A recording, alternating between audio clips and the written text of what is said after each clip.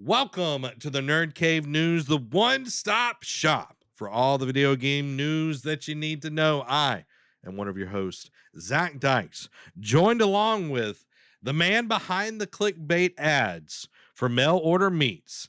They aren't that are any but grade A. It's Mr. Chris P. Bacon. You know what's funny? That's great, by the way. And what's great is I saw a video from back in the day where they had to report on like a news, and it's a pig that had wheels because it's lost its hind legs and it has its front legs, and the owners named it Chris P. Bacon, literally the name. and the news anchor that was reading it out, he got to the name and he could not keep a straight face. He literally died laughing. He just couldn't get through the news story. He's like, look, we need to either go to break or someone take over for me. I cannot finish this. So Chris P. Bacon. Yes. Where can people go to support the Nerd Cave? You can become part of the exclusive crew by patreon.com/nerdcave, just like our wonderful crew members, Brandon Hicks, Richard Newell, Daniel Sanford, Rushing Waters Yoga, The Conductor, Marilyn James, Brittany, the Granny Bee, Harrison. Guys, you can also find the Nerd Cave News on a variety of platforms such as Twitch, YouTube, and TikTok. Watch us live over on Twitch each and every week for our pre and post show shenanigans, or you can go over to YouTube to watch the cut down version, just the facts, nothing but the facts, or you can go over to TikTok and get bite-sized nuggets of your video gaming news when I edit them, which is not often right now, but there you go. I know. Guys, we've got a game club going on. You want to be part of something? You want to be part of something bigger. You feel lost and alone. You're out there in the frozen tundra. You're wondering, does anyone know who I am? Does anyone notice me? I cut my hair and no one said anything at work. But guess what, guys? Here at the Nerd Cave, we notice things like that. You got a little twitch. We noticed that. Guys, you can be part of our game club. Man, we're playing Rise of the Tomb Raider right now during September. So come be a part of that. Especially if you need something to play. If you're out of ideas, going through that backlog, wondering what to play next while you're waiting for the next big game, you can check out our game clubs every month. Yep. Or every 2 months, depending what we play. Yep. And you can go over to Discord and be a part of the discussion. So there you go. That's going to be awesome. Playing Tomb Raider, second Tomb Raider. Amy said, what do you mean write that down? She's like, write that down. I'm like, I don't know what you mean. Crispy bacon. I don't know what you're talking about right now. I don't know. Amy says, who wouldn't want the shenanigans? I don't know. The ones that don't like She fun. also said that was gold. It was gold. Amy did write that one. So I think it was your reaction is gold. Probably. Before we get into the gaming discussion, I want to answer Murdoch's question real quick. What is Ubisoft Plus? Ubisoft Plus, it is a service like Origin Plus, Game Pass. It is a streaming service where you can get the Ubisoft games for a price each and every month. So that it's their service and everything. B says, I'm keeping track of the names. Yeah. Got you. B's tracking down the names. I was going through the other day of the episodes. I was doing the episodes. I was looking through them. I was pulling old clips and everything for our 12-hour stream. And it's weird, like the first few episodes with no nicknames. It was kind of weird. Yeah, it's like, what was it? Around February is when you started doing the names? Something like that. Something like that. And so, it's been great ever since. Yeah, it has. And it's definitely better than that awkward transition where it's like, and I'm joined along with, and then I say my actual name, and it's just falls flat for whatever reason. You know what I mean? Yeah. Well, now you've got great names, Crispy Bacon. For sure. With that being said,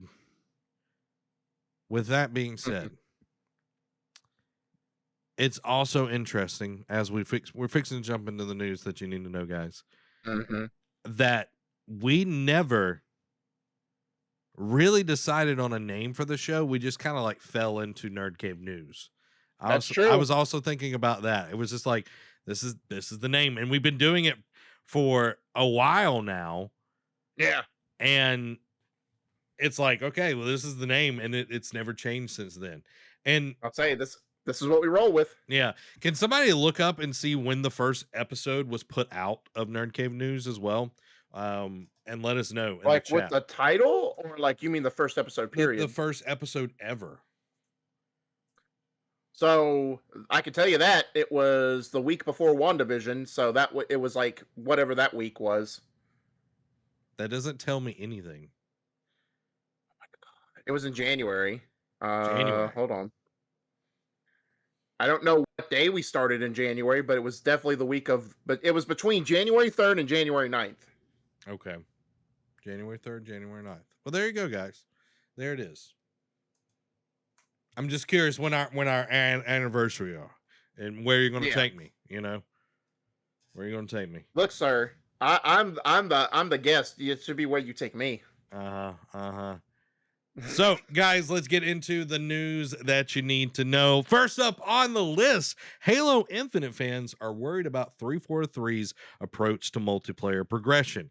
And this is an interesting thing that they're doing with their battle pass, that it's not like XP driven, that it's off of. Yeah, and it's classic. Whatever you want to call it, Halo multiplayer games. Like you have this great showing last week at Gamescom, and then this comes out, and it's like, all right, guys, you wanted to cover this up, but the article states, even before release, Halo Infinite's seen a lot of praise for its approach to battle passes, which will never expire and can be paid for at any time after they're released, meaning no player should have a fear of missing what's on offer within. However, a new clarification about how players will progress through those battle passes hasn't been received as warmly. In the latest Inside Infinite news post from developer 343, head of design Jerry Hook addressed how the current technical preview handled its battle pass, where players progress by completing in-game daily challenges. While doing so, said, quote, using challenges, our goal is that you will always be earning progress in your battle pass through playing and winning matches. Most other games' battle passes use an XP-based system to progress, with everything from wins in Fortnite to sailing nautical miles in Sea of Thieves tied to numerical points, which allow you to level up a pass. Halo Infinite, it seems, will tie all of its progression to completing challenges instead, and following the post, fans on Twitter sought some clarity. Community manager John Janazik, excuse me for butchering that name, confirmed that that point, quote, playing and winning matches will be challenges, which will help players progress through the battle pass, even though this means no per match XP at launch. You're still always progressing through challenges and therefore the battle pass. That choice has some fans worried as tying progressing to specific actions rather than general play could cause multiplayer matches to become unbalanced, well, with players seeking to complete their specific challenges rather than playing normally. It's a concern expressed elegantly by so-and-so on Reddit. I'm not going to read that whole diatribe. That's way too long. The point has been echoed across social media, with many players expressing their concern about the decision. While the challenge progression approach seems to be set in stone for launch, Jerry Hook did join the conversation to say that the system could be changed in the future, and 343 is listening to the feedback. Quote, we're always looking at some ways to expand progression across the board. We'll have more to share about the outcomes from key tech preview feedback, including this in an upcoming blog on Waypoint. Janazik did take some time to counter another worry from the community that daily challenges could feasibly be so limited that progression felt time-gated, forcing you to come back every day to make sure your battle pass moved along. While there won't be an endless number of challenges per day, there will seemingly be a lot to get through and more than enough for most players. Quote, the tech preview had an issue that caused people to run out of challenges. The community manager explained, our current plans for launch, while not infinite, mean it's extremely difficult to run out daily challenges. I won't say impossible, because there are some grinders out there, but I'd be impressed. So for me, I read through the article. Yeah. I did. Aren't you surprised? One, I am, but this is a hotly anticipated game for both of us, so we have to make sure we're in the know. True. As I was reading it, I read through the quote that the person on Reddit, and they made a good point about, if you have a challenge that is okay, you need 15 needler kills today, and there's one needler on the map, Oh, and yeah. it's not just you, it's your team as well as the enemy team that is trying to get that daily challenge, because that's the only way you can get XP is to do the challenges. So it's like your team, and the enemy team are fighting for this one weapon. And it's not necessarily based off of, okay, well, I got my weapons that I spawn with and I just fight. It's like, okay, well, I'm Mhm. waiting for the needler to spawn because that's what I Yeah. need for today's daily challenge. I got everything else. So it does Right. it does throw the balance of gameplay where, like in Halo, it's never been about about, okay, well, I got to kill a bunch of people with one weapon. It's Yeah. it's like, okay, well, I need to, I just want to go play and win. That's all it's always Yeah. been about. It's like, okay, you want to go get the rocket launcher or the sniper rifle just because it's a rocket launcher or sniper rifle. Right. But, it's like, okay, well, I need to go kill, this many people with an SMG. It changes things. Right. And that leads my question is like, how do you feel about this choice to do the battle pass overall? Like, we're all so used to even before battle passes, we're all used to, like, whether RPGs or just Mm. multiplayer games, like the progression, the XP, the where, like, yeah, you tangibly see, you get ever so closer to that next level. How do you feel about like this being required to quote upgrade your battle pass? Like, it makes it different, and I think that's what they're trying Yeah. to do, is make Halo different than Call of Duty, Fortnite, Yeah. Apex. Like, they're trying to do something that's different. Splitgate does something sort of like this, and the other games Oh, do it as okay. well, where they will do like, okay, this is weapon specific, like, progressions through the weapon, and that's Hmm. fine. That's just added extra to what you're doing normally. It's not taking away from it. I think they put the cart before the horse a little bit on this. And they were even saying, even after launch, we can update the system that it Yeah. functions differently. I think, they're gonna get a little bit of backlash on it, because Yeah. it's not normal. Well, I mean, it's the internet. They're gonna get backlash, even if they, you know what I mean. Like, even if True, they did a true. standard XP grind, people are like, "Oh, you're not doing anything different." Her. Yeah, yeah. If they breathe, they probably will still get backlash.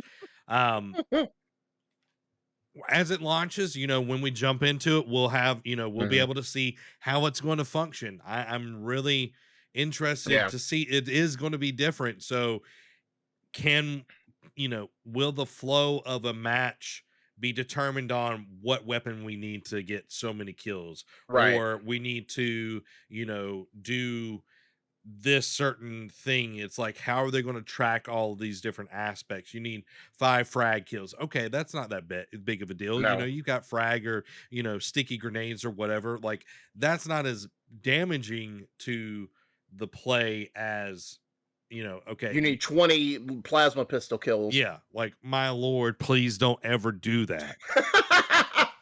Yeah. Oh, the plasma pistol is so bad.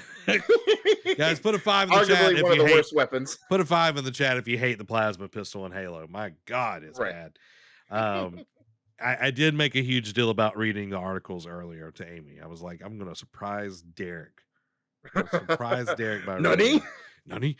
Um, I'm glad 343 is trying something different. The battle pass system being different as well, where it doesn't Hmm. just continually, every season roll over. You can actually go back and earn things from the previous seasons, unlike the games that we've been getting with Fortnite, Apex, and Warzone. So I'm excited Yeah. to. I can't wait. December 8th cannot get here fast enough. Yep. Cannot get here fast enough. Moving on to our second news of the week. Interview with From Software's Yoshiro Kiyato reveals plenty of Elden Ring details, and the game won't have 3D audio, but it looks like there will be haptic feedback support for the PlayStation 5. And by the So, way, that's how you yeah. say his name. Boom. Sure. It is. I looked it up on Google. Don't even see guys, y'all see that? Y'all see that? Okay, I Like, mean, I'm not saying it's wrong, but I mean, I read as Yasuhiro Kitao. okay, well, guess what? Go to Google, put it in, see how it says it. Yeah. Yeah. Okay, okay, I came okay. prepared. For once, Go ahead, Derek. crispy bacon, thank you. Um, Elden Ring is coming out in January of 22. Something that already seems wild to believe after the deafening silence from software fans faced. Silence from software fans faced for so long, but now the studio is really talking about the game, and Katao just revealed a bevy of details regarding From Software's next epic. Website Ungeek got to interview Katao and asked him directly with multiple known about multiple known mechanics and tropes players have come to expect in Souls games, and how Elden Ring will differ in its implementation of them. Stamina, for example, will work similarly to how it does in Dark Souls 3, according to Katao. But while you're exploring the vast overworld in Elden Ring, you can sprint indefinitely.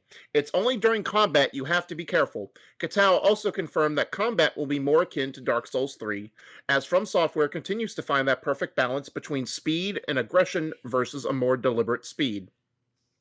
Katao also shared plenty of details regarding the map in Elden Ring, a first from Software games, as none of them have previously had a map players could look at, though the size of Elden Ring makes it a necessity. It'll be revealed to players gradually as you play through more of the game, though when you find a dungeon or important landmark, even if the rest of that area hasn't been revealed, that landmark will still be marked on your map. Also, you can fast travel to any previously visited area, which will greatly help cut down on time spent running through previously explored areas. Katao stressed that they wanted to provide a stress-free experience for players as much as possible, and that they want to make it so each player will be able to explore everything that Elden Ring has to offer. For example, character quests will still in some cases be difficult to find and complete, but not always, as Katao even admits that From Software feels that they may have gone overboard in previous titles, specifically Bloodborne, when it comes to hiding aspects of the game's narrative like that. Katao was also asked about From Software's entire approach to open world gameplay, and they seem to have a strong focus of making it their own while also not making the same mistakes many other developers make. Katao said they're aiming for the world to be very dense and not just a wide empty space, while also giving it plenty of verticality and layers so you never feel like you're on one plane. One interesting aspect that will most likely alter player strategies is that if you find yourself low on health with no healing items, finding and taking out small groups of enemies could be your ticket back to being in tip-top shape as you'll be given a health boost for your efforts. Katao said they also said they want the experience of exploring the world of Elden Ring to be full of surprises.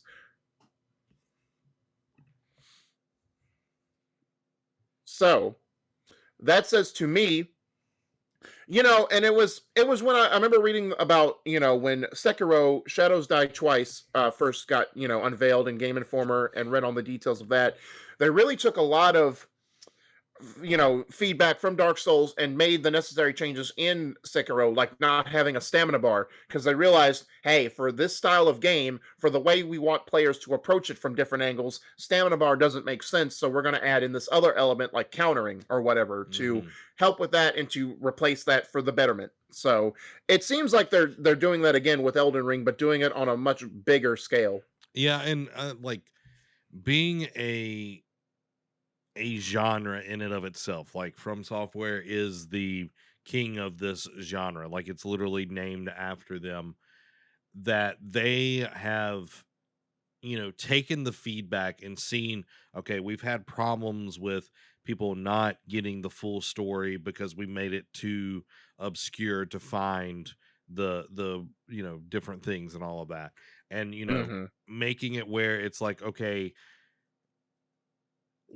let's make an experience where it's like you are not just beat with a stick the whole time. Like when you buy it, Yeah. like when you buy the game, either physical or digital, you know, the other games they hired someone to come into your house and literally just beat you continually until you deleted it off of your Hmm. console. Now Pretty it's much. like, they just have like an annoying neighbor, like when you go outside that like asks you to do something for them. That's about as bad as it's going to be. Will it be difficult? Yes, there's still going to be Yeah. difficulty and everything. But I think, taking out some of those various aspects that people don't like, Right. is going to be Well, and I mean, it's like you have to have some challenging combat because that's what From Software has oh buttered yeah, their bread yeah. with for the last, decade. Oh yeah, like I'm not saying, water it down where it's just like easy mode the whole time. Right. But it's like, Baby mode. yeah. But make it where people aren't just like, "Oh my god, I got to play Elden Ring. I'm going to be, Right. brutally just destroyed every second, every step that I take, every move that I make. Sting's going Mhm. to be watching you." Sting, not the 80s singer, but this huge scorpion like demon that's in Elden Ring Right. that has the face of Sting, the The singer. wrestler. That one too. It has Yeah. multiple heads of anyone that's ever been called Sting. Right. Murdoch says nay on Elden Ring. It's not my cup of tea either. So like it's gonna be a hard pass for old Zacharu. But yeah, it's Yeah. it's not me. It's not me for sure. But I'm glad. I'm curious to see what it's gonna be. There we go again with curious, guys. Curious. Curious. Inquisitive. Yes, I'm inquisitive.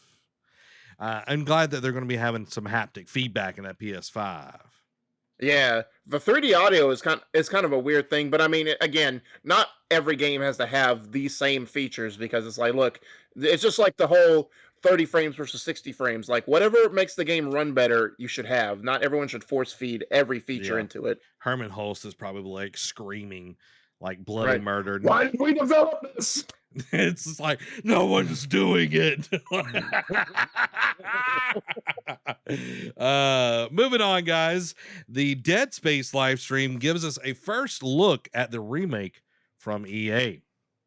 So I'll be just reading it because the live stream feed is like 40 plus minutes. So Mhm. y'all can check that out on your own if you want to see an actual video preview, but I'll just be reading the highlights. EA Studios surprised everyone with the announcement that we'd be getting an early look at the development for the Dead Space remake, currently slated for release on PS5 and Series X in late 2022, according to the most recent reports. That live stream happened, and we got our first extended look at what is likely the most anticipated remake since something of the caliber of Demon Souls. A beloved PS3 game is setting the TLC. And 360 game is getting the TLC it deserves, jumping ahead 2 console generations, and it looks great. It should be said off the top, though, the developers made it clear that there will be no microtransactions in the Dead Space remake. Looking at you, Zacharu. And unlike the original, Isaac Clarke will be voiced by Gunnar Wright, who is reprising the role. They did clarify the story won't be changed, its core pillars are the same, but giving Isaac a voice now adds plenty of opportunity to flesh out the story and the characters. So, side note before I continue on there, for people who don't never played or forgotten, Isaac was a silent protagonist in Dead Space 1. Many people forget that. It's one of the last few games that had a silent protagonist, and then he had a voice in the 2 and 3. Um Moving on, Motive did make it clear from the top, though, that this was not a gameplay reveal, since the footage they showed was stressed as very early in development. The footage, though, was still extremely interesting and even fell in line with one of the predictions that we'd get to see how EA Motive approached the detail work and how lighting works that they can do now with the PS5's capabilities. We also got a look at the plasma cutter and the weapons UI, with the cutter still looking great and the UI intact how it was in the first game, which is good to see since it didn't need to change. The developers then gave us a rundown of how we'll need to think about combat and the weapons we use. Now that EA Motive is able to add in details like shooting off flesh before cutting through bone, the ambience, the tension that is at the core of the game is what the developers focused on, and it looks like they're already on that path. The details on Isaac's suit alone are enough to make me excited about how much more of this world and the environmental storytelling we'll get to see. Oh man, Murdoch's going crazy in here. He's like, Let remake, me see. not a new game. Can we not make something new? He goes on, this new generation is really grinding my gears. Stop remaking things, invent your own stuff. And like I have to agree, like, like the director's cut when we get, like Iki Mhm. Island and all of that, that's different. But when they It's new stuff. when they constantly remake things just to Mhm. fill time or just try to reboot a franchise by Mhm. remaking it, looking at Crash Bandicoot, looking at Spyro, all Yeah. Activision But is those are great nostalgia remakes, they, those they, have been like 20 plus years though. they are, but then they And without the Crash remake, we wouldn't have gotten a fourth one. well, that's what I'm saying. Like they're using the Yeah. remake to push a next game and everything, but Mm. we're not just getting a new game. Like Dead Space here. Like, yeah, we're getting a brand. We're getting a new made one and all that good stuff. It's just it's a little frustrating that we can't get anything new. And I know I've had multiple discussions. I'm sure we've had this discussion a time or two, but I remember in our lovely Facebook group, our Reagan Bell, one of our newest contributors, he's posted, he posted a question about, or he posed the question about remakes versus nostalgia and like when does it get too much? And I look at it as this: we the people are at fault, like for good and for bad. Like it's harder to pitch an unknown, like new property for any aspect of media and get investors and developers and who and whatnot behind it to fork over the money because they can't see a spreadsheet of what it's done in the past because it's a new idea. Of course, FOMO people like myself included, I've done FOMO a time or two.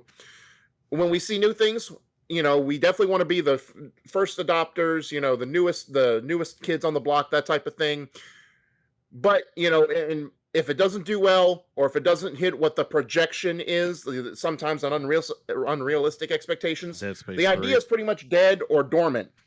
But but that's why you see so many remakes, reboots, sequels, continuations, is because it makes money. Now, even if it doesn't do well as the previous iteration, entry, what have you, at least investors and developers can see a spreadsheet. It's like, oh, it did X amount this time.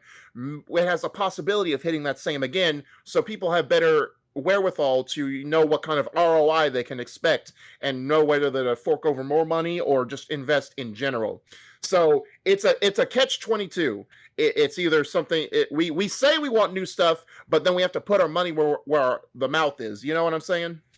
Well, and you get this mainly from third parties. First parties are not that bad on this bandwagon, okay? Yeah, Because I'm gonna brag on PlayStation here, okay? I'm gonna brag on PlayStation.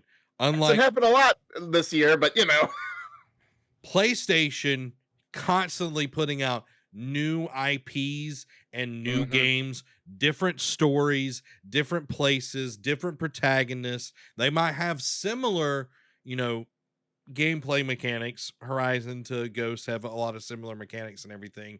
But hmm my lord, you look at all of these third-party developers, Assassin's Creed 20 million. Like that's how many iterations of Assassin's Creed I feel. Far Cry 74, you got, yeah, and they all yeah. play the same.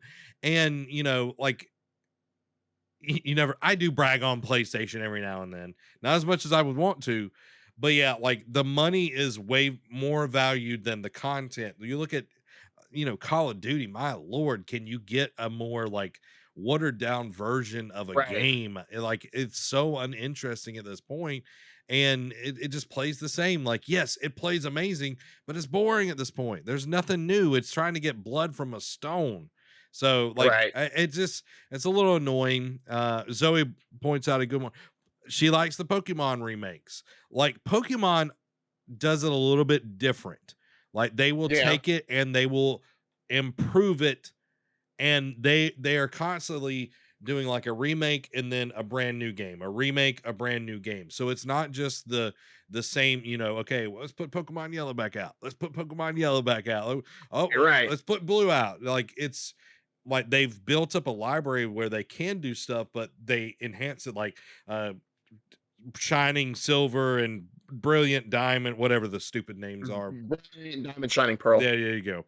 Pearl and Diamond, they're like they've upgraded, they've enhanced it, but they're also doing the legends. So Yeah. I'm excited. You give me one more World War II shooter, and I'm gonna step on a My llama. own. Like it's crazy. It's crazy, you know, and it's we get into these tropes of playing Oh the yeah. same game over and over and over, but people keep buying it. Just like you were saying, people are voting Yeah. with their wallet and they keep buying the same thing over and over. And you Yep. know, like 12 minutes, not a lot of people are going to like that game. Like I was listening Yeah. to Kind of Funny talk about it. A lot of them didn't like the game. It is And different. It is not a normal game in this day and age. It's a point and click. mhm. I've been enjoying it because it is far from the norm, Right. you know. So But different strokes for different folks, you yeah. know, because I know, I mean, I didn't watch the video, so I don't know how, because I know Greg was excited for it, but he was also excited for Red Dead 2. And then Mhm. the launch came, and he did not play it like he thought he would. So, Yeah. Well, Greg was big on 12 minutes, so like he okay, enjoyed good. it. So, Murdoch says that's what I like about Splitgate, which y'all need to check that out. If we keep building the same games, we're going to go stagnant. Yeah, like Splitgate. I don't know if you know anything about it, Derek. I know zero. I've heard people talk about it. I've seen a few videos, but I don't know what at its core what it's Okay, about. so here's the idea. It is Halo and Portal Okay. mashed together. That is Oh, okay. that is the concept. Like you can play it like a regular shooter, but the next level of play is using the portals. And we ran into a team, dude, that like they use portals and we Mhm. got schooled. We got schooled hard. And it was the first Wow. team that like really used the portals and it was crazy. So like that kind of gameplay, it's like, yeah, you took two things that we already understood, Portal and Halo, and you mashed them together and it's amazing. I really love it. Hmm. Amy says, this is why when movie remakes started running rampant, I post I protested going to the movies. Yeah, I like doth protest. I doth protest. You know, so I'm there are only going to be certain things. Like I want to get the Yeah. Mass Effect, you know, remaster. That's all I want. Mhm. Boil them, mash them, stick them in a stew. Yep. So there you go, guys. That's what's happening with Dead Space. Let's check in over at the Starfield over at Bethesda. Bethesda's Pete Hines on Starfield Xbox exclusivity says, I don't know the answer to the right now. So you know, and it's a weird question because yes, he's not Todd Howard or whatnot, but he's pretty much like he's like the next man in there. So if he doesn't know, it means that Microsoft has complete control of the situation. Um, so let's see. Oh, so there. So as I up. So because I posted it the other day and was using this. So as of yesterday, there's been an update. The situation of Starfield has cleared up with both Aaron Greenberg and Pete Hines clarifying that neither of them meant that there's a possibility Starfield will come to PlayStation. It's not a timed exclusive, and in Greenberg's words, it's just where the game is being made. Quote, Starfield will be launching exclusively on Xbox Series X and S and PC on November 11th, 2022. Game Pass members can play it day one as well as on Xbox and PC. I know we have said this all before, and none of that has or will change. So the original story is like Pete Hines chose to respond, saying that people hoping that this meant Starfield was coming to PlayStation were grasping at straws. Um, let's see. This is more of the update. So it once again seems clear Starfield will not be coming to PlayStation, though this is still true that Pete Hines could very well have been referencing other games within Bethesda's catalog. So while some games like Starfield will remain exclusives, that doesn't mean everything will. So it goes on to say that they're not sure, they're being coy. Like I guess they don't know for sure. I guess this is more on Xbox's court, like how they want to play ball. And Bethesda's just along for the ride at this point, like they're just making the game. Um, but they if you're second in command at a major studio doesn't exactly know all that's going on, that means it's not in their hands to decide. They're just pretty much told make the game and we'll worry about what platforms it comes on. I mean, it's still going to come on PC and it's going to be available for Game Pass, but I'm not too broken up because one, it's one of those you saw this coming. It's a new IP by Bethesda. It's a new IP for Bethesda proper that they haven't done in a long, long time. They just been keep doing new Elder Scrolls, new Fallout games here and there for the last couple of years. Um, so it's time, and especially after Microsoft spent all this money buying Bethesda, they want an ROI. So what better way to do that than by getting exclusivity to a new IP?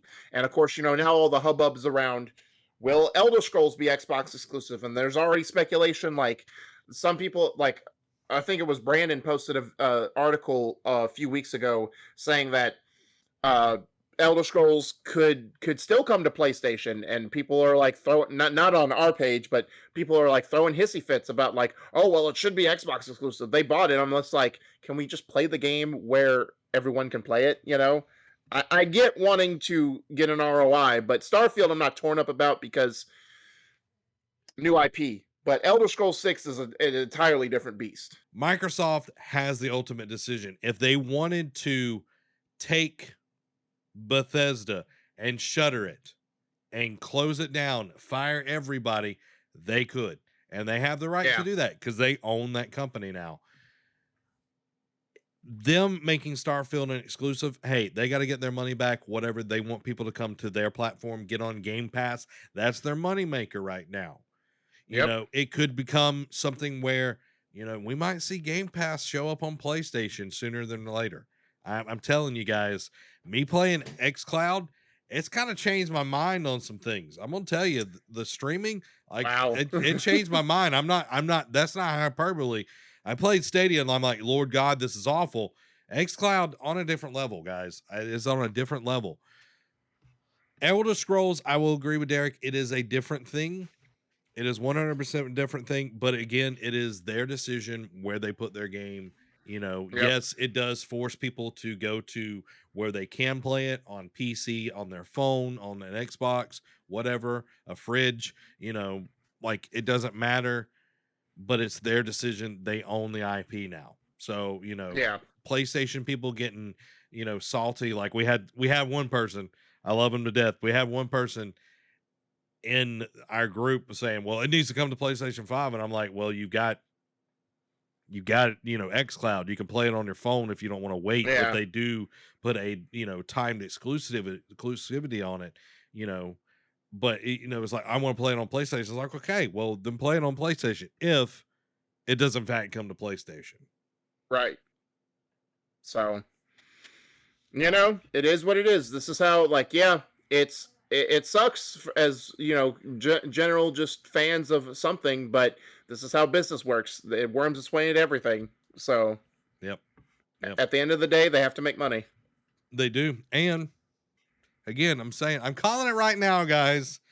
This is my long haul get hype moment.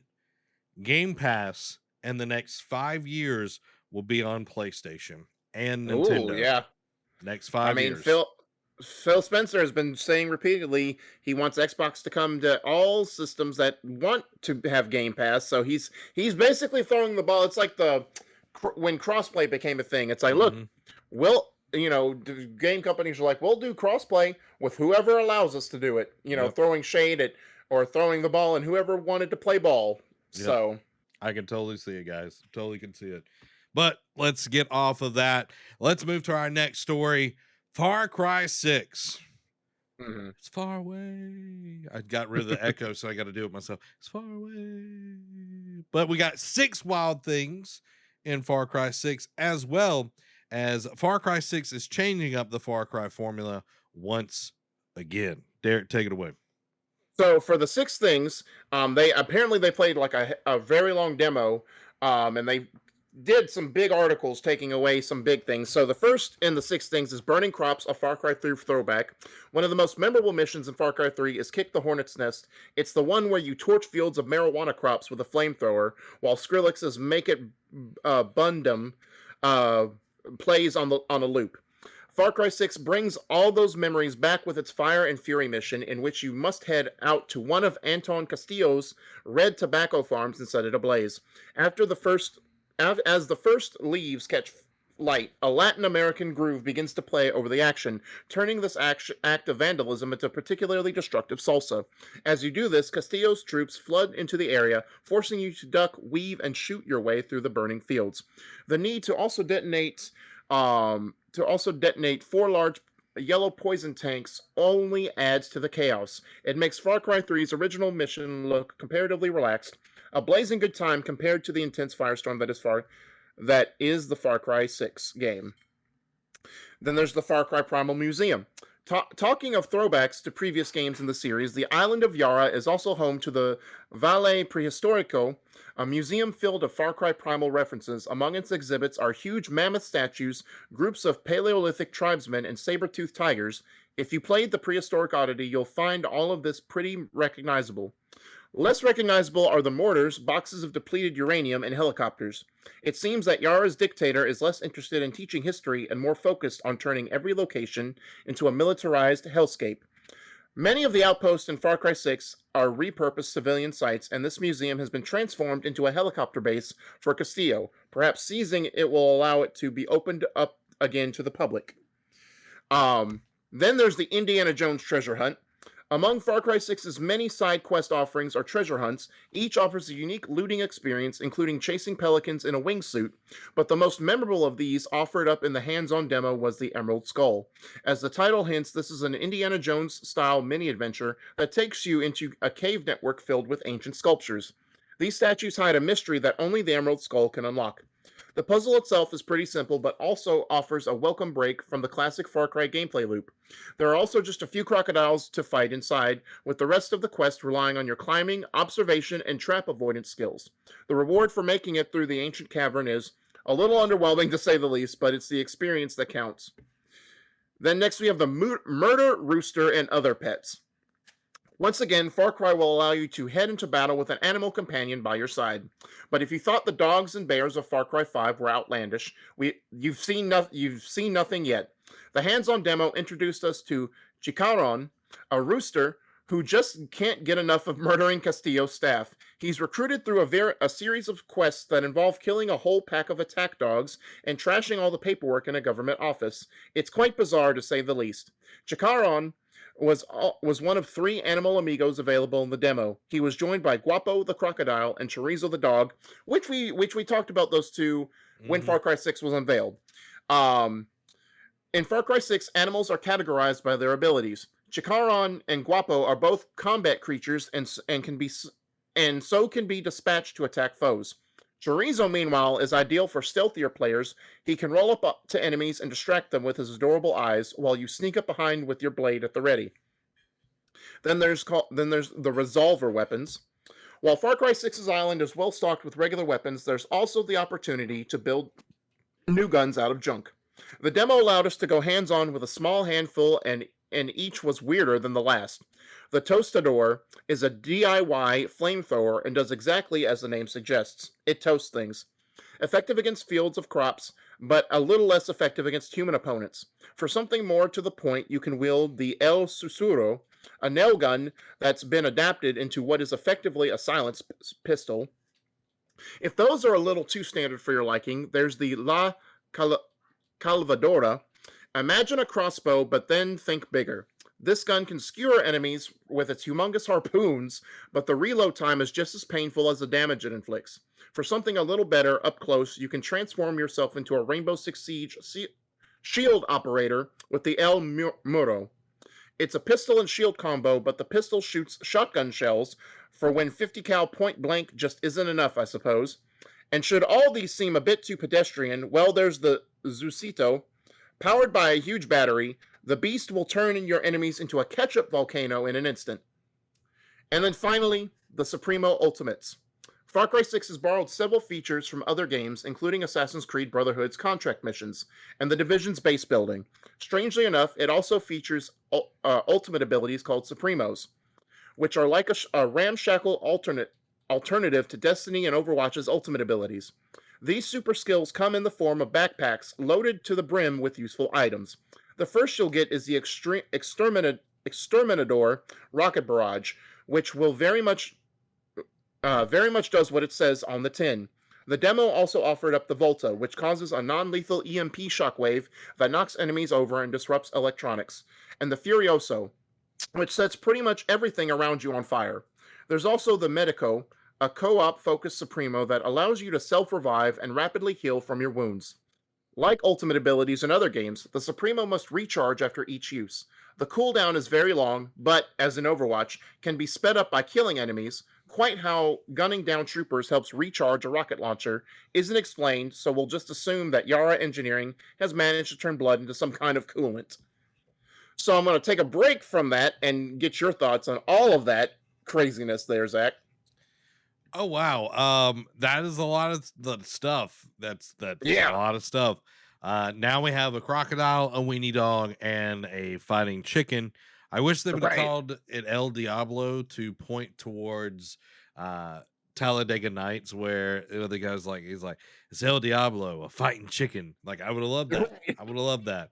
Um, a lot of crazy stuff in there. The Indiana Jones thing sounds cool.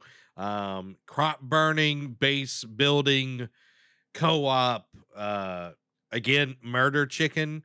A lot of stuff. Like, I know Murdoch's like, we're treading on Saints Row territory here. Like, I know that Far Cry has like done a lot of things recently. The last one I played was Far Cry 4, I want to say. So it's been a while, or Far Cry 3. I can't remember. Yeah, So it's been a while, but I know like they've ramped it up quite a lot in the last, last iteration since 4. yeah. Like it's been getting more and more. I know with 5 it was more. So yeah, that's a lot.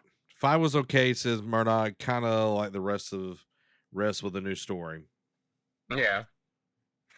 The crowd burning sounded a little bit more like the movie Without a Paddle. I don't know if you guys I don't remember The Without a Paddle. crop burning, they like stumble on a like marijuana farm, if I remember right, and they burn down the marijuana farm, the crop. Got you. So, Interesting. or is that Guess I Harold don't and remember that then. Kumar? I don't remember. So, so jumping into, My God, there's more. I know the changing up the formula. I'm gonna try and water this down because it's a long article, so I'm gonna try and trim a lot of the fat and just get to the point here. So, the first one is so how they're changing up the formula for Far Cry 6. Now, almost all character progression is tied to your weapons and gear. There are the basic weapon attachments like silencers, extended mags, muzzle brakes, and so on. Maybe even a few too many. Why do I need 3 silencer options if they all have the same stats? But it's when you start unlocking and upgrading the resolver weapons and supremos, the zanier weapons and gadget backpacks you may have seen in trailers, respectively, that you'll start seeing just how flexible Far Cry 6 is trying to be with its equipment. A lot of what used to be skill tree perks are now linked to armor and clothing items, like gloves that give you a damage bonus against certain enemies, or pants that let you automatically repair your vehicle while you drive. I think the logic there is that you can hold extra tools in your pockets, but seeing as how this is a game where you make friends with a giant mad rooster named Pork Rind, and build guns that shoot Macarena CDs, I'm not going to think too hard about it. The simplest way to look at it now, I think, is like this. Instead of picking a ton of upgrades you'll always have, you now swap between them like separate loadouts. If I want to avoid a fight when sneaking into an outpost, maybe I'll equip the EMP Supremo that deactivates security cameras, alarms, and vehicles. That is a more important addition than you may realize because you now can force enemy helicopters to land rather than just exploding. And pair that with a vest that reduces movement noise and distraction focused consumables. Or if I do want to go loud, I'll use the Furioso Supremo, which blasts a 360-degree ring of fire to roast anyone within about 8 feet of you, and complement it with bullet and frame resistant flame resistant gear and add a kit full of grenades and Molotovs. And then, for obvious reasons. Then skipping ahead here, new enemy types make firefights more dynamic and feel more frantic. All that said, there are some interesting strategic additions to Far Cry 6's combat encounters, too. New enemy types beyond the classic riflemen, heavies, and or snipers threw in the good kind of hurdle that made firefights more dynamic and feel more frantic. Medics, for example, can revive fallen comrades, while engineers can plant turrets or use EMPs to disable your vehicle. Officers will buff their subordinates and call reinforcements, or can even call in an airstrike on you if you found a sniper's perch. It's the first time in a Far Cry game where you fight an actual army like a proper army. To me, it would have all felt weird if there weren't any specialist units. Um, and then, is this the last? Yeah, so lastly, these people will all have wildly different interpretations of how to win and what Yara should look like. Of course, there's a chance that it could quickly fall into a simple binary of good versus evil, but I'm hoping the story manages to keep things in the gray. It seems to do a good job buckling some of the tropes that are bucking some of the tropes that similar stories run afoul of. For example, while most rebellion guerrilla games tend to have all of the civilians cheering for you after every mission, one lady early on straight up ratted me out to the cops for being a quote fake Yaren. It was a scripted moment, almost undoubtedly, but coupled with some of the jeering audio bites I heard from NPCs driving by while I was roaming the countryside, it was a good indicator that we see a more complex rebellion story than we're used to. Quote, we've seen a lot of stories in all media. I'm not just trying it to gain in games where it's just we're rebels fighting the evil big bad. And when you look at it, it's like, well, those people all have wildly different interpretations of how to win and what Yara should look like. And that was a gold mine for us, story wise. So, what are your thoughts on that? My thing is, finally, we get some new enemy types other than just the same 3 or 4 different tropes. Yeah, I think that's huge that they're building more on the world, that it's not just like, oh, they're the good guys and these are the bad guys. Like, Mm-hmm. it has more depth to it. It's more gray than just black and white. And, you Yeah. know, that the the upgrades aren't necessarily just on your character, but it's your weapons. I think that's cool because you would spend your XP points or whatever your skill points after a certain time, and it's like you might not like your build later on in the game. It's like, I don't like this because you made that decision 20 hours ago, and it's like, Right. ah, man, I wish I could get that back. Or some games would allow you to take all your points back. You'd have to spend money or whatever, and then you could reallocate them. But having the Right. weapons be more of the like the specials and all of that, like you still have like a tree or whatever that you can put stuff in, but you know having that is going to be interesting. And then I it sounds really zany. Like, I know, like, Far Cry Yeah. has had some zany stuff, but, like, this is, like, on a They're whole doing other. full on racing it. Yeah, like, Murdoch's like, insert gear, insert Saints Row. Fair. Yeah. Yeah, he makes a point, now you have to find the gear. Yeah, you do have to find the gear. Like, it's not gonna be like an automatic thing, so it Yeah. will change the gameplay, but I think you'll be more exploratory in the world of Far Cry than maybe you would Mhm. have been before. Just getting towers and that sort of deal. Feels like Ghost Breakpoint. Don't even bring up that game in my presence. I know. Don't even bring that game up in my presence. Let's move on. Any last thoughts on Far Cry 6? No, it seems like they've taken the time because I think what was it? New Dawn came out in 2019, but that was more of a side story than anything. Hmm. So it seems like they've taken a lot of feedback and implemented actual change to a Far Cry game rather than just being like, "Oh, new place, new villain, Yeah. maybe a few new weapons here and there, Yeah. animal companions." Then that and just leave it at that. Seems like Yeah. they're really building the ground up. I don't want to say I'm excited just yet because I was excited for 5 and it wasn't a letdown, but it didn't wow me like it did in the previews either. So it's a wait and see for me, but I'm feeling better about it the more I see on this game. Yeah. I it ain't for me. I will tell you that Yeah. 100%. It ain't for me. So we'll see as it goes for sure. Yeah. Not gonna, not gonna run out right now and go pre-order it. Right. 100%. So Um, Amy calling uh, Murdoch salty. He says, I would say it may turn out to be an on sale game. It doesn't warrant a day one release purchase for him. I and that's fair. I feel you. I feel you. I'll Yeah, say, especially if you burn one too many times, it definitely wears on you. yeah. That's why, like, I'm salty. I'm not salty. Never. I've never been salty in my life. Moving For on. our truce, I'm gonna be nice. Oh, you better.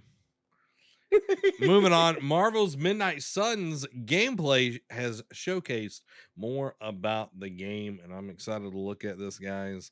And full disclosure, I don't know if you got a chance to see any of it when No, it actually aired, but it is like a 7-minute trailer, so we may not watch all of it if we don't. If we are in time constraints, I'm gonna leave that in your as your call, Zach. my discretionary hands. Oh, Breakpoint, no, like Breakpoint is like god awful. So yeah, I don't like Breakpoint at all. Yeah. So let's check this out, guys. This is Marvel Midnight Suns. This is the gameplay. Here we go. Come on, change. There we go.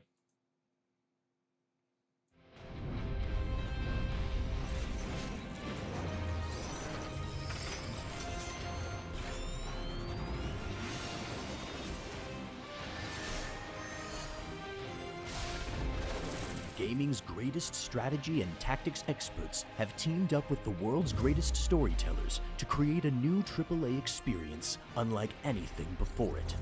Welcome to Marvel's Midnight Suns.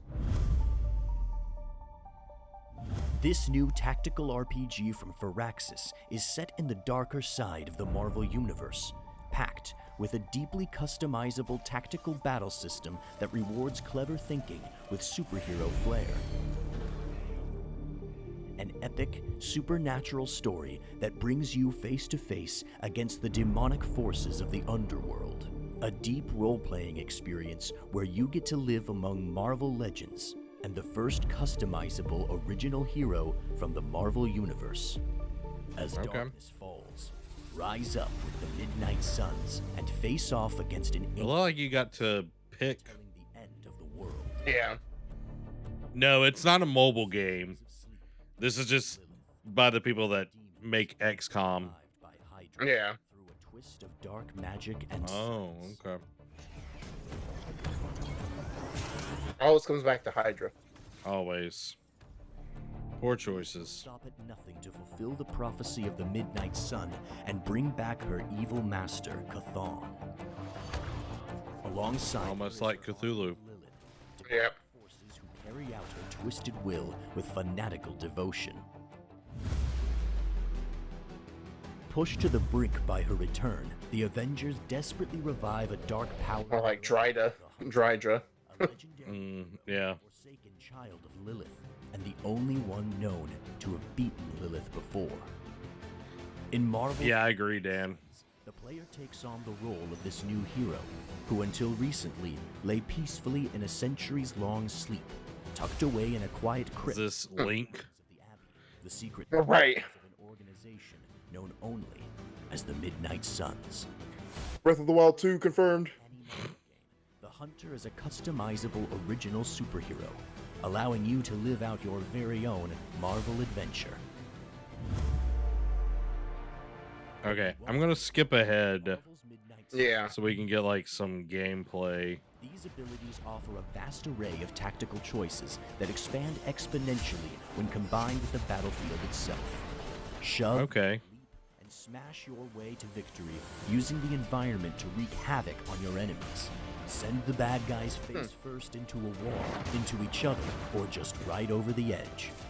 Victory requires a balance of smart tactical thinking and being able to read and react off the battlefield, as well as cultivating Yeah, this is very XCOM. combat Yeah. the right combinations of heroes and abilities.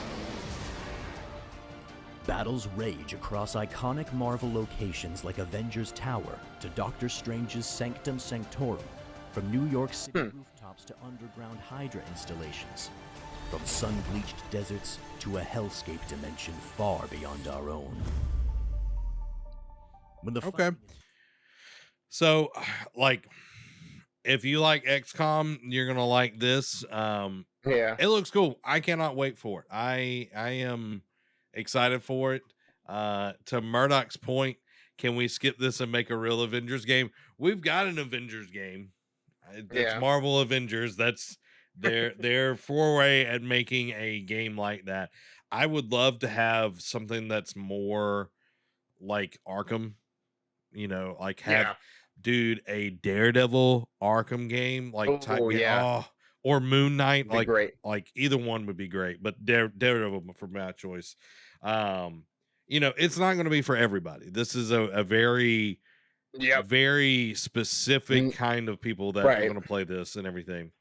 Yeah, I'm glad that they added Blade as well into to it all. What do you think, Derek? No, I mean, it looks fun. Like, I've never played an XCOM game. It always seemed a little bit too intricate for me. Mhm. But it seems like it's not. It has the XCOM, blueprint in it, but it seems like they're trying to make it more, have a broader approach to it to bring in more people Yeah. for the game, especially since it's a Marvel game. Because I mean, if you make it like XCOM with a Marvel skin clone on it, people are going to get turned off by it. So it seems like they're trying to make it a broader gameplay style for fans. Yeah, and I do feel like that kind of gameplay is going to limit this game because Yep. not everybody likes the RTS kind of feel and everything. But hey, I'm down for it. I love that kind of game. Like I don't play them very often, so when I do get to play them, I really enjoy them. So can't wait for it. It comes out next year, right? February of next year.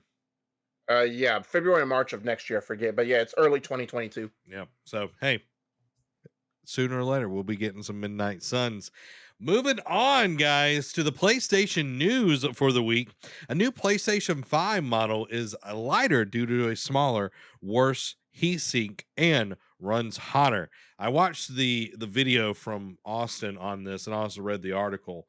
hmm Very interesting. I'll let you dive into the article and then we can talk about it. Yeah, so the new revised models of the PlayStation 5 weigh in at 300 grams, lighter than the original models. The big question has been how? With the specs and outer form factor the same, um, what has Sony changed or sacrificed to result in the new model weighing less? The answer is a smaller heatsink, resulting in the revised console running hotter. This discovery comes from technology YouTube Austin Evans, who compared a new revised unit of the PS5 Digital Edition from Japan to an original PS5 Digital Edition model.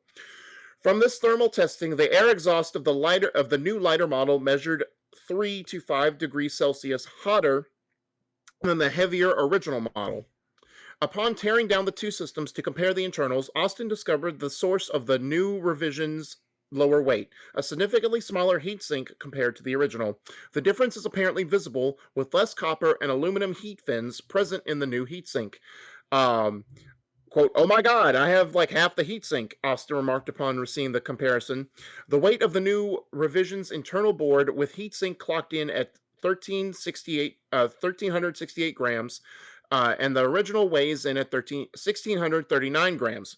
I would hope and assume Sony has determined the thermals of the new model will not negatively impact console performance or durability.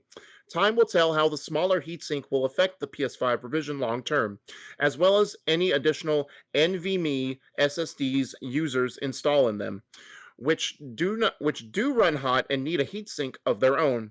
We will have to wait for more varied and further testing to see how the internals get on average and what effects, if any, the new heatsink as on the new console as a whole. Another visible change is the lighter model appears to be a new Wi-Fi receiver component, which has yet to be closely examined or tested. Austin's new PS5 Digital Edition also contained a new fan manufactured by Delta Electronics. The new fan has 17 wing blades, but the original Delta fan had 23 wing blades. The wing blades on the new 17 wing Delta protrude longer into the center than the original 23 blade Delta fan. From Austin's testing, the new console was slightly quieter, but a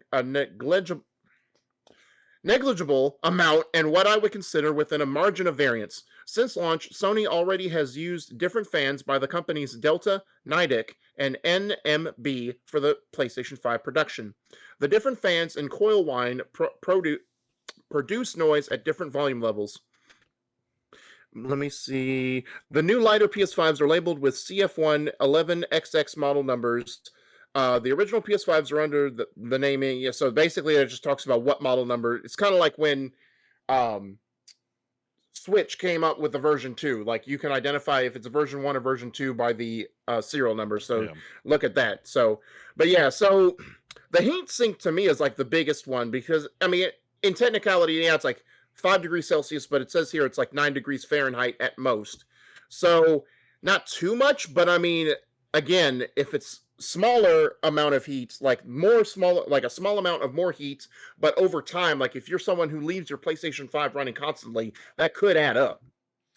Yeah, for me, okay, one, it's very interesting that right before this was put out, Sony has said that they finally are making profit on the PlayStation Right. 5.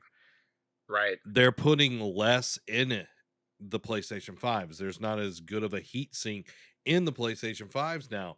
And like if you look at this, like the original one was huge. There was a lot of copper. It like helped disperse the heat Mhm. and everything. 9 degrees is a good bit of difference in that.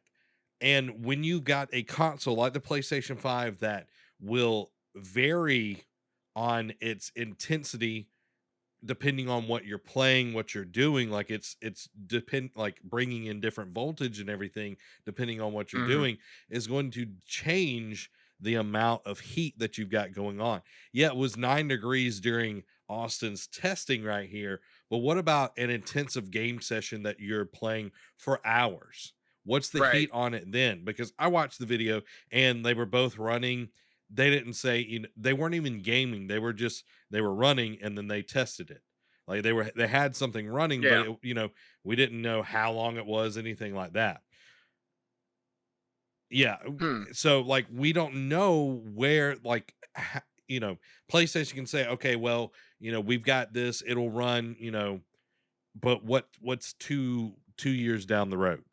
Yeah, and not all are created equal. Like obviously, like yeah, you can make 50,000 PlayStation 5 consoles. It's when they first came out. How many millions did they make? I can guarantee not all of them ran perfectly out the gate because there are things called Hmm. manufacturer errors. Like I'm sure it ran hot even with the bigger heatsink in it, and with the smaller Yeah. one, like yeah, it only runs 9 degrees, but for some people it might run 15 to 20 degrees more. And when they tested it, this is big here. When they tested it, it was on a table in a room. It was the best case scenario Mm, on a right. table, nothing around it. It's not in your TV cabinet. It's not, stuck around a bunch of other stuff. Like it was Right. able to breathe. PlayStation has had bad problems with heat in every single console. PlayStation 3, Yep. PlayStation 4, and now the PlayStation 5, like with this worse heatsink, like, yes, I think we're going to be able to get more PlayStation 5 consoles out because of this. But it's like, what's the longevity of this? Right. You put an SSD in there. Guess what? You've added more heat in there. Even if you put a heat sink in there, you've now added more heat into your PlayStation. Yeah. So So it's going to be interesting for sure. yeah. So if you're going to get a PlayStation 5, guys, try to get a launch PS5 if it possible. Like try to avoid getting, this Hmm. version of it. I think this is the version that we're going to be stuck with going forward though. So that's unfortunate. Yep. Mm. Excuse me, guys. You good? Yeah. Amy says, well, when they have sold it consistently. I'm not sure what you mean on that one. I think she's coming at an angle where it's like when you have sold it consistently, I think people won't factor that in. They'll just be like, "Oh, a PS5. I Yeah. don't have it. I need to buy it." Yeah, yeah, definitely. have not sold it consistently. Okay, Oh, yeah, oh, okay. yeah. It's people want a PS5. Like, if someone said, "Hey, you can buy this PS5 right now," it does have the worst heat sink. It's like, okay, well, I can still get a PS5. You know what I mean? Right. Murdoch says semiconductor problems have messed up everything. 100%. 100%. They force to make what they can make to sell them. Yep. So I'm interested to see going forward, like when the manufacturing issues cease to be a problem, will Yeah. they go back to, making it with the better heat sink? Probably not. They're making money No. now. They're making money Yeah. now. And I'll say they see those dollar signs like, we'll fix it later. Yep, yep. They're also seeing dollar signs in other places. The Last of Us Part 2 developer isn't done with a single player game. As they say, it's sort of in our DNA. So, speaking during an interview with Game Informer, Naughty Dog co-presidents Evan Wells and Neil Druckmann have made it clear that The Last of Us Part 2 developer is not done with single-player games just yet. As we've stated a couple months back, they're working on multiple things, like remaking the first game, which is kind of asinine, but, a multiplayer project, factions, for Last of Us Part 2 still needs to come out, like a new IP. They're working on a bunch of stuff, but they're wanting to quell fans and thinking that, they're only going to a multiplayer thing. Wells started out by saying that single player games are, quote, near and dear to us, and that Naughty Dog is looking to continue working on them in the foreseeable future.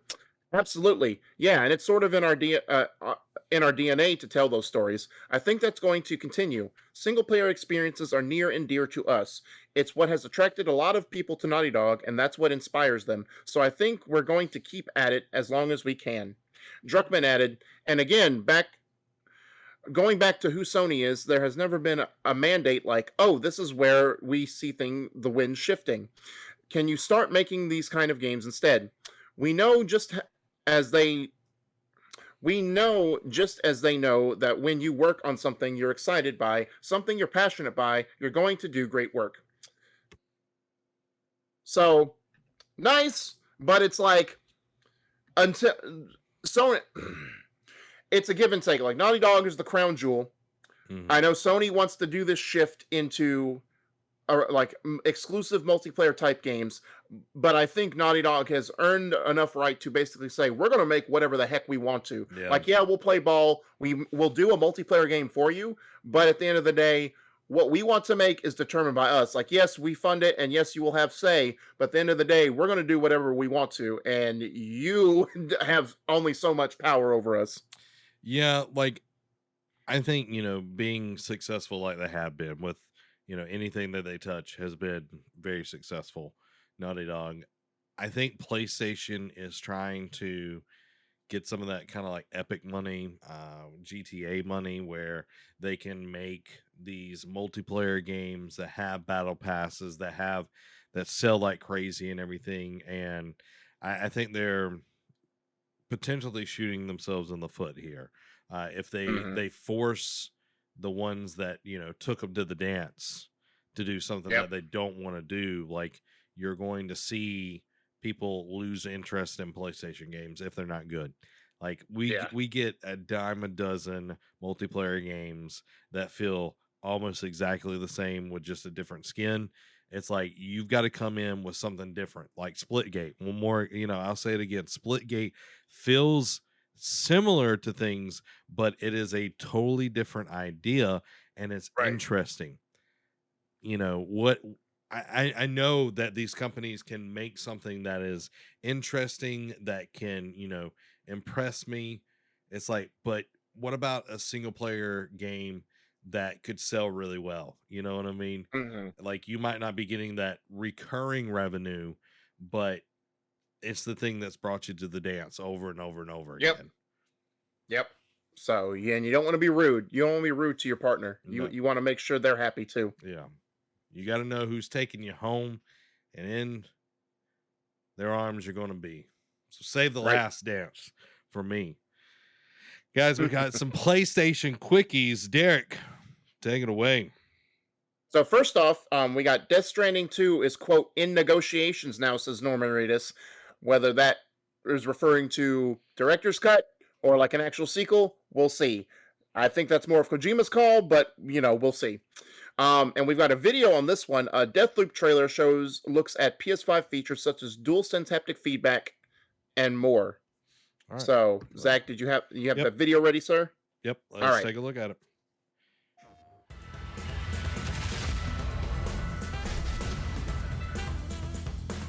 Stunning visuals. Aha! Adaptive triggers.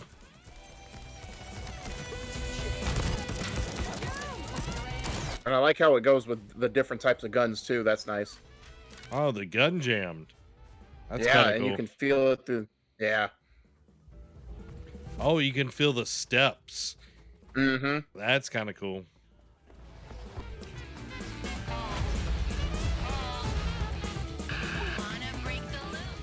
Well, we've gotten the controller speaker before, so that's not that big of a thing.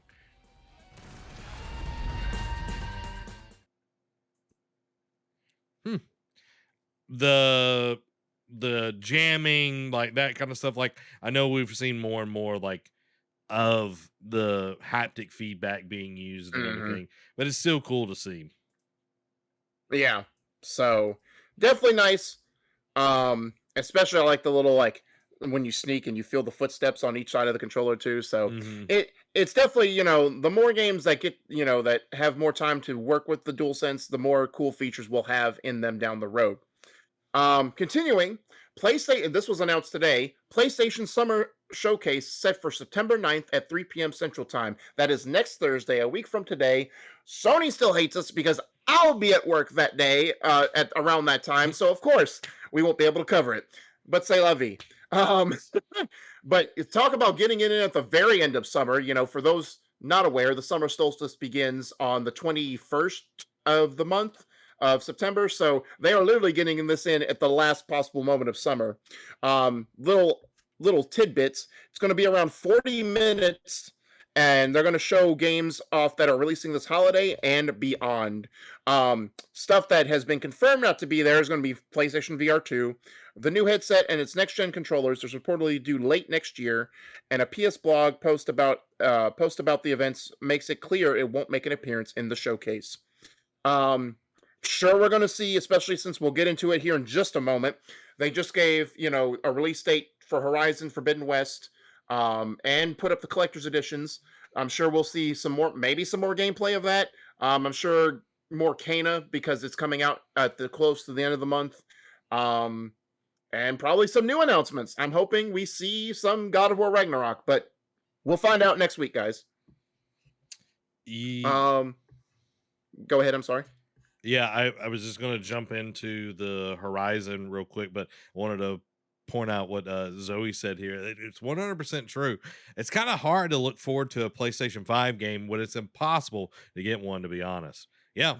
You know, like I'm glad Horizon Forbidden West is coming to the PlayStation 4, because if it wasn't, I'm like, okay, whatever. Because anything that's been on PlayStation 5, like Ratchet and Clank, man, I would love to play Ratchet and Clank. Like it looks amazing.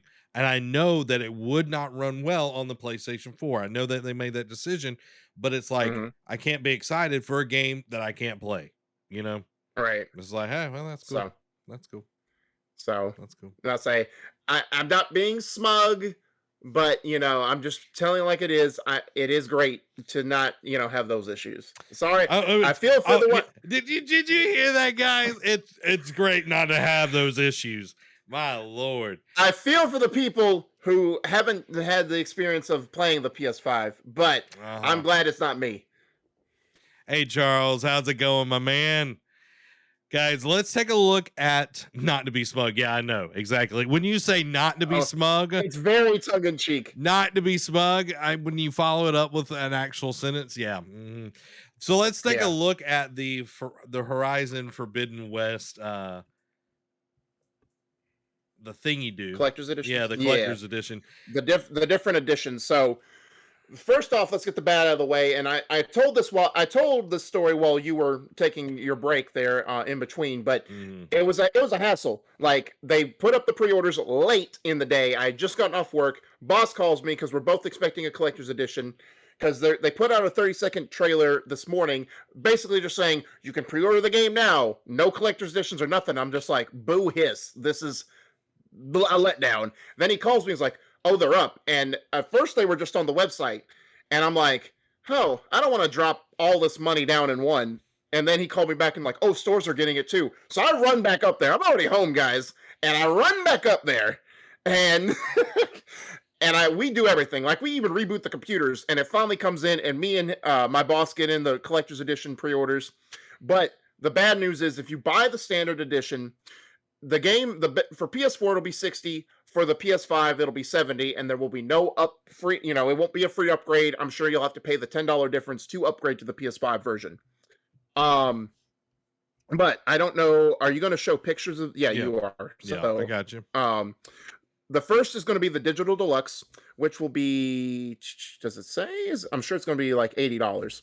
But it comes with the digital version of PS4 and PS5, 2 special outfits, the Karja Behemoth Elite and Nora Thunder Elite, 2 special weapons, Karja Behemoth Shortbow and Nora Thunder Sling, in-game resources pack, including ammunition, potions, and travel packs, in-game Apex Claw Strider Machine Strike Piece, exclusive photo mode pose and face paint. That's interesting that they're going to add exclusive photo mode stuff. So they're really giving fans of that mode more to do. Digital art book, digital soundtrack, and digital version of The Sunhawk, the first Horizon Zero Dawn graphic novel. The special edition, which will be more for the physical collectors, which will be the PS4 or PS5 version, mini art book, digital soundtrack, and Nora Legacy outfit and spear, and that'll run you $80 as well. Then, I'm not going too fast for you, am I? No, you're good. Okay.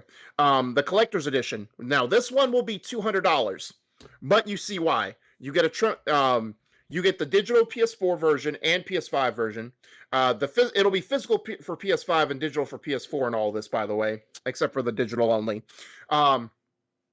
Horizon Forbidden West Steelbook display case. Download code for the game will be supplied via voucher in the box. A custom sculpted Tremor Tusk and Aloy statue. Statues will require some assembly. Detailed instructions will be provided within the box. Mini art book. 2 special outfits, what we stated in the deluxe earlier. The 2 special weapons, the in-game resources pack, in-game Apex Claw Strider Machine Strike Piece, exclusive photo mode, digital soundtrack, digital version of the Sunhawk. And then we get to the big one, which is what me and my boss pre-ordered. Okay, I was going to ask, did you get the Regalia edition or not? Oh yeah, of course. Like, I looked at, it's mainly like you get so much more physical stuff for $60 more than the $200 edition. Dude, and you get a better Tremor Tusk statue. The replica of the Focus, like, I want that. I want that so That's bad. what did it for me and my boss too. So you get of course both versions, the Steelbook with the download code, a Regalia themed custom sculpted Tremor Tusk and Aloy statue, and will require some assembly, replica Focus and custom stand, 2 art print cards, replica Sunwing and Claw Strider Machine physical strike pieces, mini art book, canvas map, 2 special outfits, the 2 special weapons, the resource pack, the Claw Strider Machine strike piece, the exclusive photo mode and face paints, digital soundtrack, and version of the Sunhawk. So you get so much more physical stuff for $60 more. And so because me and my boss were like, because at first my boss was not going to get that, and then he saw the replica Focus, and we were like, nah, let's do it. Yeah. So I just want to, something I saw online was this: the standard edition is not going to have the photo mode. That's what I saw online. I don't know if that is true, if they're locking the photo mode behind an upgraded version. I don't know that. That's what I was seeing, but I don't know. Maybe for PS4, maybe not. I can't see them doing that on the 5, but maybe on the 4 they do that. I don't know. I question everything that Sony does. Yeah, I mean, obviously everything that Sony does right now. If Shu is not anywhere near the helm of this thing, I don't trust it fully. But dang, that Regalia one, dope looking, man. It looks so good. Like Like my boss called me like literally right after I clocked out because I had hung around because one of my regular customers came in and we just chatted for a bit and I see he calls me and he's like collector's editions are up. I'm like what? And we check it out and it doesn't have like I didn't see the pictures until like right before I got on for the show. Yeah. And man, I'm so glad I went with that Regalia edition. Like so much more. And it's we talk about you and me talk about all the time about how collector's editions Yeah. feel basic and you spend way too much money. That $260 edition, yeah, $260 seems like a lot, but you get a fair amount of stuff yeah. with it. Oh yeah. So Definitely. I haven't bought a collector's edition in a long time. I'll tell you that. yeah, Murdoch says, so yeah. Derek is our new go-to for collector's items. Yeah. Yeah. So, But yeah, Murdoch, I know you were asking about it. What do you think about the editions? yeah, they include a lot of stuff. I just want the game to Yeah. come out at this point, and that's all I Hey, February 18th, only a few months away. Yep, only a few months. Hey, that's a good birthday present, everybody. Just saying, you can give me the Regalia edition. I wouldn't turn my nose up at that. Hey, Derek, I know someone that has just pre-ordered the Regalia edition. So yeah, maybe guys, we'll see. Yeah. Murdoch says, I completely agree that most of you don't get your money's worth. Yeah. Yeah. So, well, there you go, guys. That's the PlayStation news of the week. We got some quick hits, and Derek's ready. But wait, there's more. There's always more. Always more. Yeah. You get your money's worth on the Nerd Cave for sure. Yeah, Murdoch says this one with Horizon looks like it's worth it. Yeah. And that I will say this one, the Sony collector's editions especially for the exclusives they've done from probably when a Horizon came out, the first Horizon came out, have been pretty much worth the money that you get. So they actually put some love and care. Yeah. Dan, how about this? Let's buy it for each other for our birthdays. Okay. So guys, y'all buy me the Regalia one, and then I'll buy Dan the Regalia one, so it's a wash for me. How about that? There you go. There we go. There we go. So Murdoch said, Derek, want to sell that Ghost Collector's Edition? No, he doesn't. I'll answer for him. No. Hey, Derek, you want to get that Batman Arkham Knight Collector's Edition? It's being violent now. Hey, that's violence to both of us. I just wanted to... I know. I wanted you to come out swinging for the quick hits. Are you ready? Yeah, I'm ready now. I'm primed. All right. Starting off, more Marvel Midnight Suns news. It will feature third-person view for the Abbey Hub sections. I'm sure that's where the safe house is going to be. And they will also get free Bladeskin DLC after launch. That'll be the first DLC they do for the game. The Saints Row Reboot expansion pass revealed will include new missions and gameplay across 3 new expansions. Blasphemous 2 announced for 2023, new DLC for the first game coming on December 9th. Street Fighter's Akuma, now playable in Monster Hunter Rise. April O'Neil and CatDog coming to Nickelodeon All-Star Brawl. Puma reveals Animal Crossing crossover sneakers. Gearbox sets up Montreal studio to work on Borderlands and brand new games. Phasmophobia update adds new ghosts, better equipment, and more. No More Heroes 3 is the end of the series, says creator. Toshihiro Nagoshi is reportedly leaving Sega for NetEase, and he is the creator behind the Yakuza series. New Gotham Knights and Suicide Squad Kill the Justice League details coming at DC Fandom next month. I think it's October 16th, if I remember. Fortnite adds Mike Lowry from Bad Boys, which is the Will Smith character. Metal Gear Solid 5, The Phantom Pain, online servers shutting down in May 2022. They're doing a rollout. They're going to first cut the DLCs, I think, later this month. They're going to cut the digital versions in December or January, and then they're going to end it by shutting down the online servers. Microsoft's Windows 11 operating system is releasing on October 5th. Modder adds Mario Kart 8 tracks to Microsoft Flight Simulator. CD Projekt Red has hired modders in the Cyberpunk 2077 community to help with projects around the game. Story of Seasons, Pioneers of Olivetown heads to PC on September 15th. Brendan Green, aka PlayerUnknown, leaves PUBG Corporation and to create new independent studio. Monster Rancher returns in a new bundle, including the first 2 games for Switch and PC on December 9th. Dying Light Platinum Edition is coming to Switch in the future. Rumor, Overwatch 2 release targeting Q2 2022, so that is roughly between April and June of next year.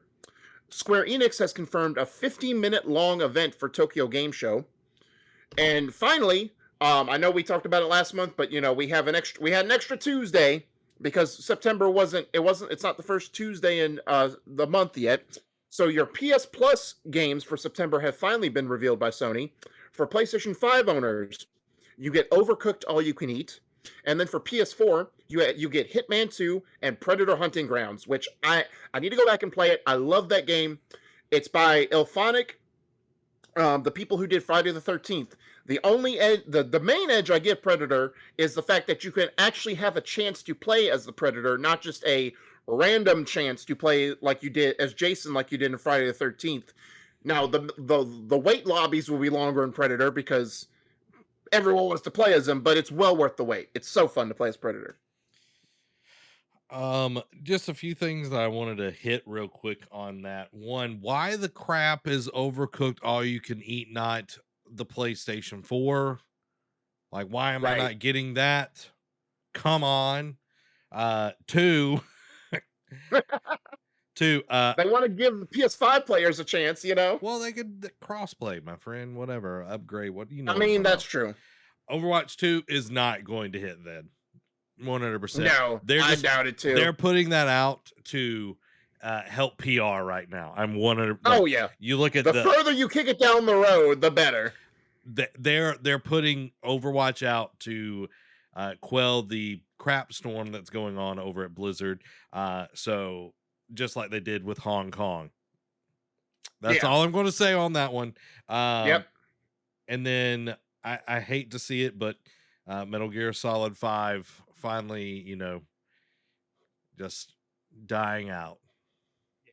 Like I mean, the online servers, it is what it is, but when they finally take it off like digital storefronts, that's going to be where it's going to hurt the most, you know what I mean? Which is really weird. Like, I don't know why they're doing that.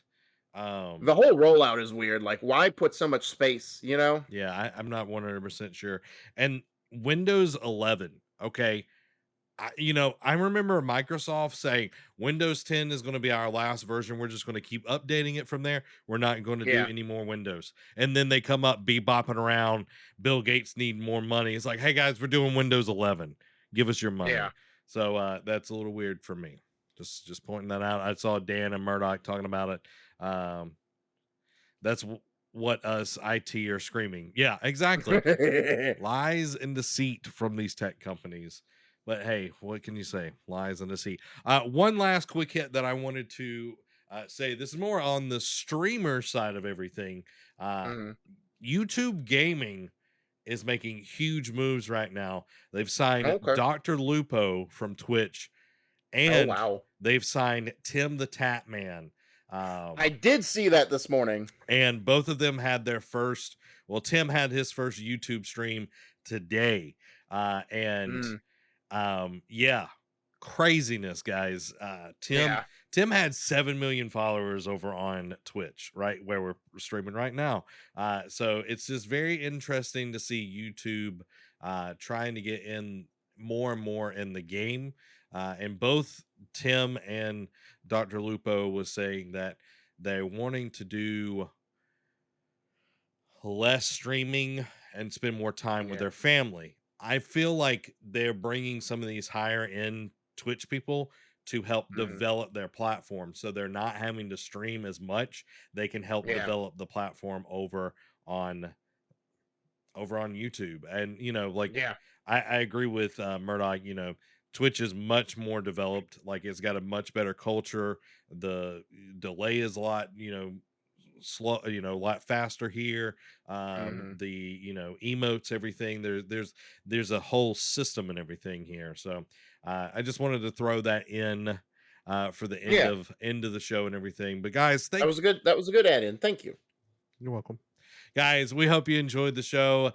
You make sure to go to patreon.com/nerdcave, support us over there, and make sure that you tune in each and every Monday, Tuesday, and Thursday and watch us live and come and join all the fun that we have here, guys. This has been Zach. And crispy bacon. Y'all have a blessed week. Bye.